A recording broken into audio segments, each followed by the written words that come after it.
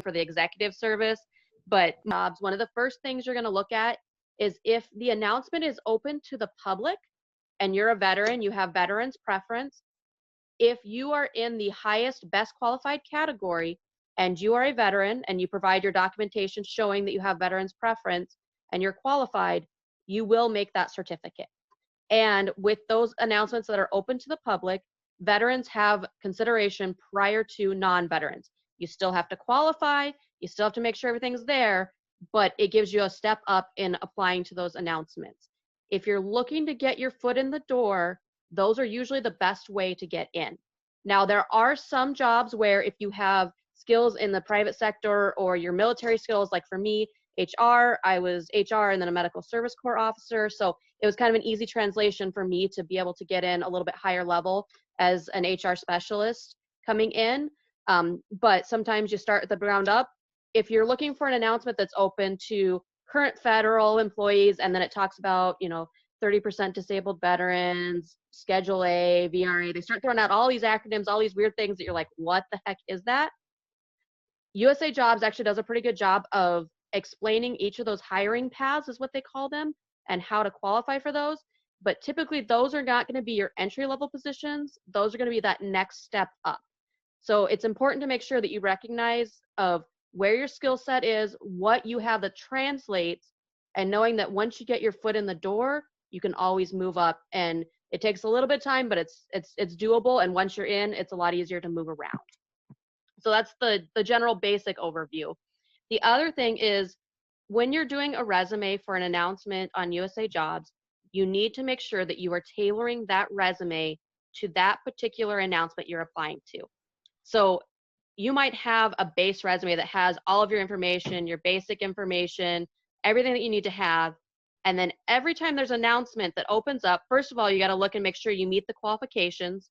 The key for that is the specialized experience statement and or education, because certain jobs require certain degrees, but there aren't as many that require the education. It's more about the experience. So you'll find a job out there that says need at least 52 weeks at the equivalent to the next lower level doing X, Y, Z. When you go to do that resume, make sure you spell out specifically how you have done X, Y, Z. Don't be like, oh yeah, I did that in my position as a company commander. I'm just going to throw it. I was a company commander over this many people. That doesn't tell them anything. You need to say that you trained, you developed, you tracked metrics, you did all of these specific things that are in that announcement. It can get a little bit tedious. However, there are some resources out there that help with that. OneNet, which I know they kind of talked about last week, that has a lot of resources for helping translate your military to civilian, and it also helps for writing those federal resumes. On USA Jobs, they have some YouTube videos out there that talk you through how to write a resume and how to do all these things. There's some really good resources that are available. And they also have a template on there that if you follow it and put in that information, it will help you through the process. The number one thing that gets people knocked out of consideration for positions is either they don't elaborate or they don't provide the details on their resume to include if it was full-time or part-time. Each announcement will have a little blurb about what specifically needs to be there. And if you can show you can pay attention to detail and you have the skill set, that will get you through the door to get looked at and then maybe get in front of a hiring manager. So question for you, like a GS5 is sort of an entry-level role, yes. Right? Correct. So what do you think the average resume length is on one of those entry-level types of jobs? So some of those GS5 level ones, I've seen 1 or 2 pagers that just kind of have a couple highlights, but they'll typically have 1 or 2 positions. They'll usually show that, graduated high school or got a GED or maybe a little bit of education, and then they'll have about 1 paragraph about what they did. And that's the other thing, especially at the entry level, you don't have to have a 10, 15 page resume as long as what you do have is substantive. You just don't want to have a lot of fluff in there if you're going to try and make it shorter. If you're going to make it shorter, you got to make sure that you've got those details in there. So it is safe to say when you're applying for a federal job, covering every square on the bingo card is an absolute must, right? Absolutely. And if that takes 2 pages or 200 pages, I'd hate to be the fellow getting the 200-page resume. But what you're saying is that's just kind of how that game is played over on that side of the house, right? Yes, that is correct. And if you want to make friends of your HR specialists and even the hiring managers, because I've filled both roles, if you do have one of those longer resumes, put the experience that's directly related to the position you're applying to first. It's okay to highlight, even if it was about 10 years ago and you want to go backwards, whatever, because that's another thing is recency doesn't matter in federal. It matters that you have the skill set and that you've done it before. That's what really matters. So if you want to reach back to 3-4 jobs ago, but it's directly related, throw that up front. Let us see that on the first page so that we can see that, yeah, there's something here, because there's nothing more annoying as an HR specialist to have to read through 35 pages to find the paragraph on page 36 that's actually relevant to the position you're applying to. Hey, Jana, can I ask you a question kind of on that same topic? Mm-hmm. So could you elaborate a little bit? Because for most of us, we're thinking, okay, you send a resume, you go through it, you check the box. What do you view from the federal standpoint when you as a hiring manager are reviewing these, So there's a couple things that go into play. It depends, there's always that force structure planning of whether you're wanting to bring in somebody that you want to groom. If you have some younger staff and you need somebody that's going to come in and hit the ground running, you got to kind of, look at what you've got on your team, but then you also are looking at somebody who's got something that's going to come in that's going to translate well. So for me in HR, if you've got a lot of information that you've used computer systems, that you've talked about, that you know how to write, you know how to deal with customers that are difficult, those are things that are going to jump out to me. I don't care if you can lift 300 pounds.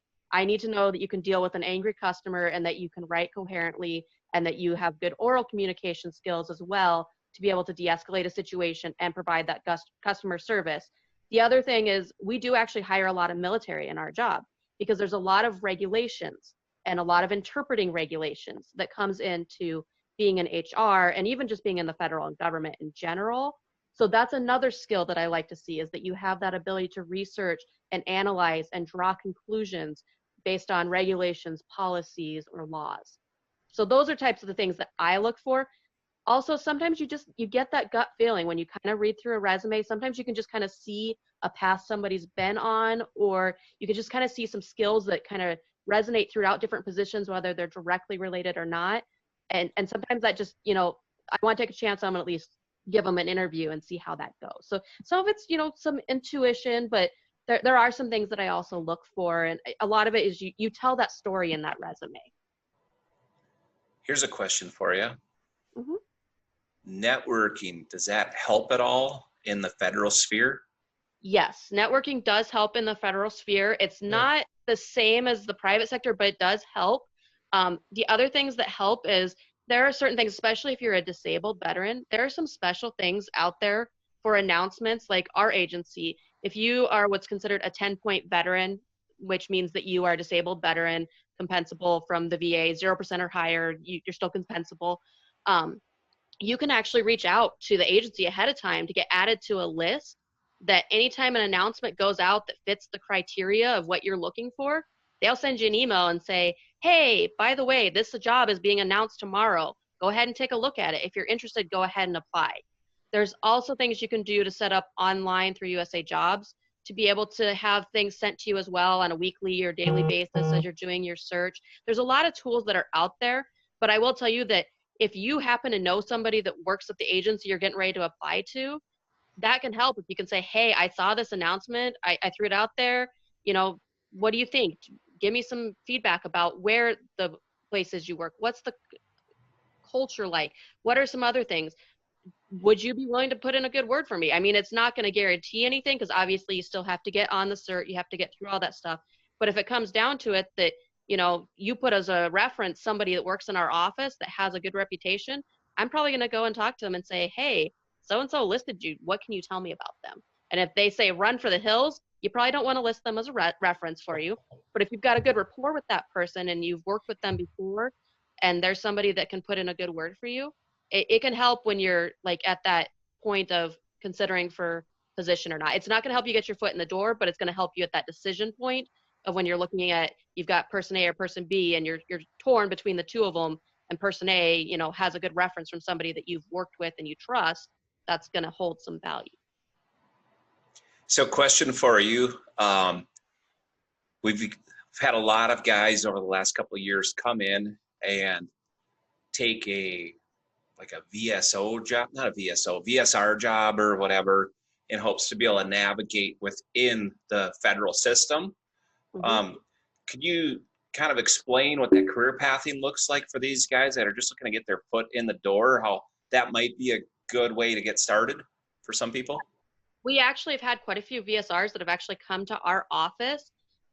It helps them get their foot in the door. Again, like those customer service skills, a lot of those things that translate, it helps you get in there. The VA is a great place to get your foot in the door in general. The one thing I will tell people that are looking at moving around within the federal is, just because you were a GS9 or a GS11 in one particular job, that doesn't mean that that automatically equates to a GS9 or GS11 in another series, another job. It's the same as like an MOS. You're not going to have somebody who is, you know, combat engineer that's an E6 that's suddenly thrown into a logistics position and expecting them to know everything. They're probably going to have to, you know, take a step back a little bit, learn a little bit underneath them, and then get back in there. They're still going to have those leadership skills, those things, but there's a little bit of a step back first.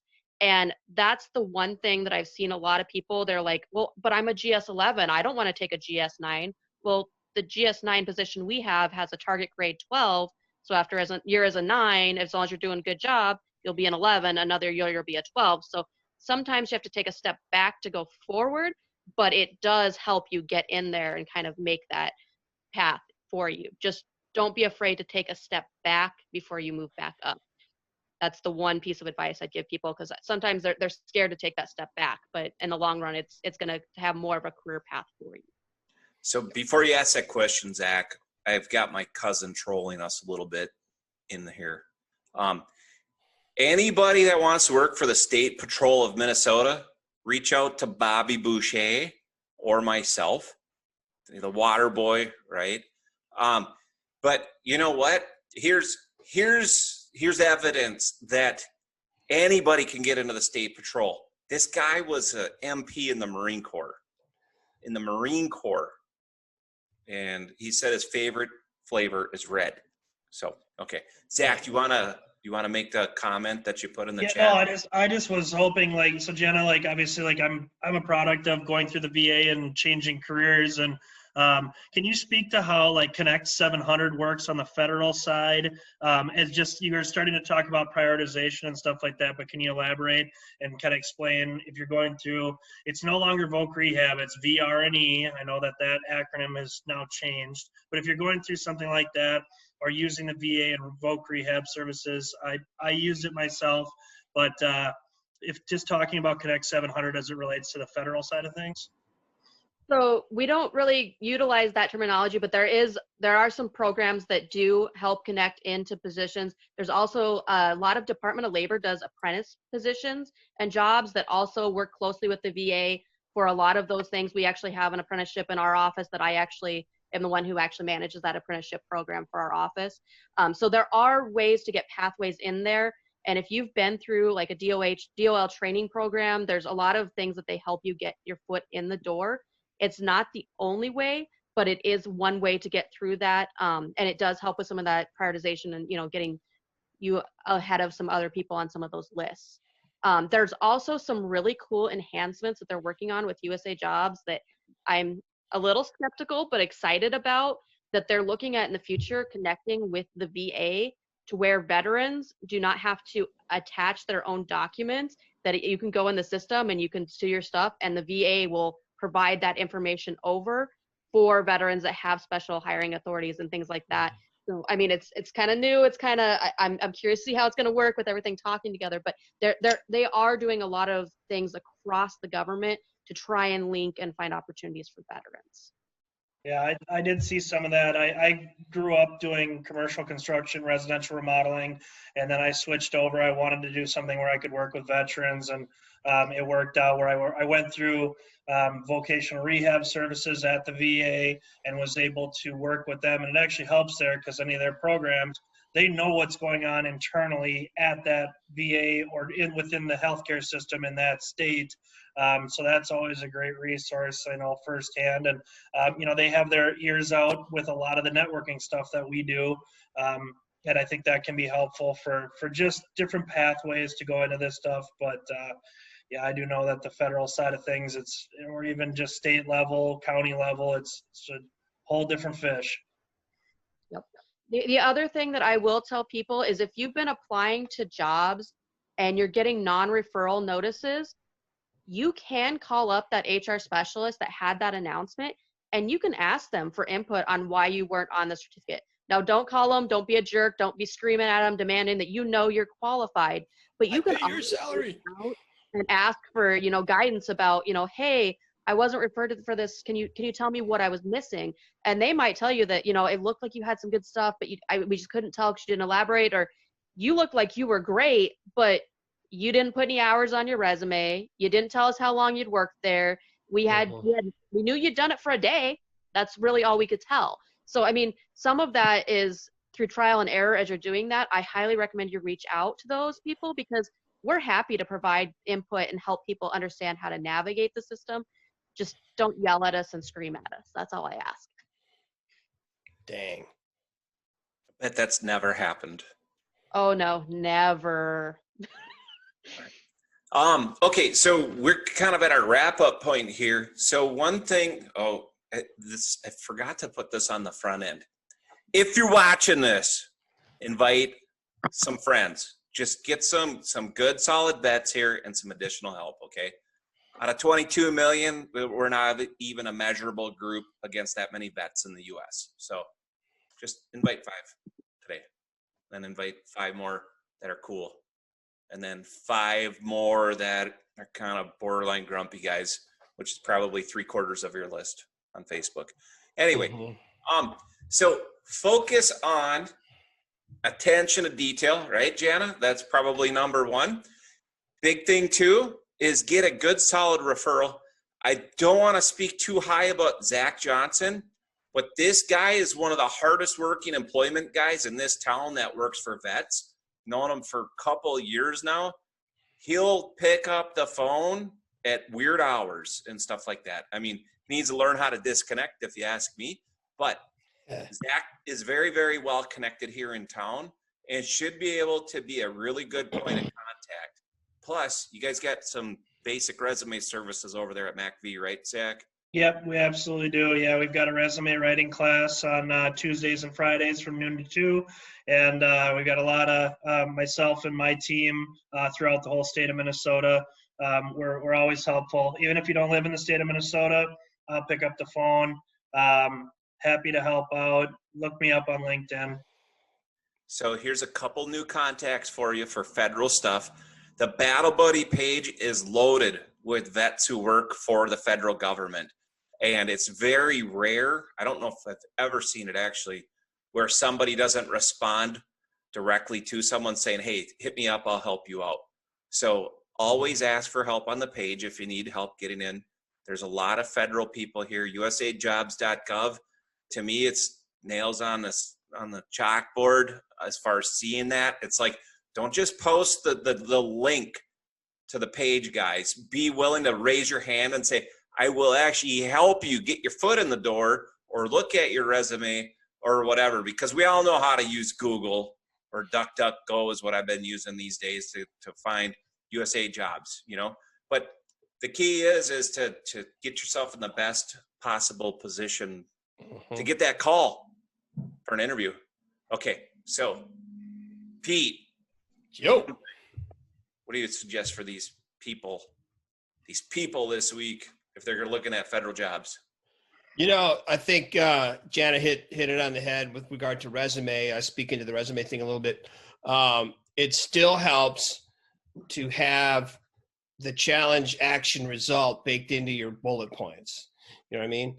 The more you can tell in the less space, of course, the better your chances. Now, the federal resumes are I think, and Jana, you can confirm or deny, but they're kind of offhandedly designed to make everybody look the same, so that there's this impression of fairness going on, but you can still differentiate yourself in how you explain and communicate your value. Yeah, there is some standardization, but there's still abilities to stand out and, show that you have different things. And there's no one format that's necessarily one way better than another, as long as you have all the information, which is why if you're starting out, I recommend using the format they have on USA Jobs, just because it kind of helps you get in that frame of reference and making sure you're hitting everything. But I see multiple different styles that come through, and multiple styles work. It's more about selling yourself and helping us understand what it is that you truly bring to the table, not just a couple of buzzwords that you might do on a shorter resume. Zach, you've been dabbling with this a bit. Any Yeah, good hints for the week? it's, just taking the time, go over it, have more than one person look at it who's in your inner circle, a friend who you trust, a family member, one of us in this group, whoever you need help with, and get multiple eyes on it. But if you got to take a look at the resume, put it down for a second, go do something else, whatever, come back to it and really take your time with it, because a lot of the keywords, Jana had mentioned ONET earlier, phenomenal website to be using to really go for keywords and to target specific jobs. And that's based on what you did with your MOS. And again, happy to help people with that and navigating that. Sue? One thing that I heard that sounds very consistent, regardless of whether you're applying to a federal job or to a civilian job, is making sure that along with the challenge action result is that it's quantifiable. If it's vague, you're going to get it put into that no category. And please, please, please run a spell check on your resume. Yeah. Yes. Grammarly has a free service which will get you to about the high school level of grammar, which is non-crayon friendly. Sarah, any words of wisdom for this week for these guys? I would say don't get discouraged and don't give up. I actually tried applying for some jobs in Minnesota when I transitioned out of active duty through USA Jobs. I didn't have any resources behind me. I was an officer. I thought I knew everything, and very quickly got non-referrals, was maybe overshooting what my capabilities were, didn't understand the system. So don't be afraid to try it. Stick with it. Reach out to us on Battle Buddies and get some help. All these resources are available to each and every one of you. If that's the career path you want, we can help you get that job. Just reach out to us, and don't get discouraged with non-referrals. Do what Jana said, follow up with the HR specialist, figure out what went wrong. It's going to be your easiest way to get a better resume on the next one, and just keep going, keep going, keep going. Jana, final words of wisdom. The final thing I'll say is pay attention to that specialized experience statement. I can't tell you how many people try and argue with me and say, no, it's the KSAs, it's the KSAs. I am a person who actually reviews the resumes, does qualifications. I'm telling you right now, the KSAs are things that you want to look at to make sure of, when you're prepping for that interview, because those are the things they're going to be looking at. But to get it in front of the hiring manager to show that you truly meet the requirements for the position, the specialized experience, it's back to like the foot stomp days. If I have one thing to say, make sure you're looking at that specialized experience statement and that you're making sure that your resume clearly shows how you meet that. Wonderful. Thank you. Thank you for joining us tonight, Jana. Really appreciate you giving the perspective. So guys, I will put Jana's LinkedIn contact up. She claims that she is a LinkedIn ghost, I guess would be a good way to put it. So if she doesn't respond to you for a year or two, don't feel bad. You may have luck though. We've got contacts all over the world that work for the federal government on this page now with 50,000 people. So just ask for help. That's what the page was designed for. So yep. Post your questions. Everybody's got, all you Blue Falcons out there, 5 people right now. Get in your invite. Just click the little invite thing. Send it. Send it. That's all I got to say about that. All right. Good evening. Cut it to 28 minutes. Sue, are you proud of us? Nice work, everybody. Yes. Okay. All right. Have a good evening, everybody. All right. See you.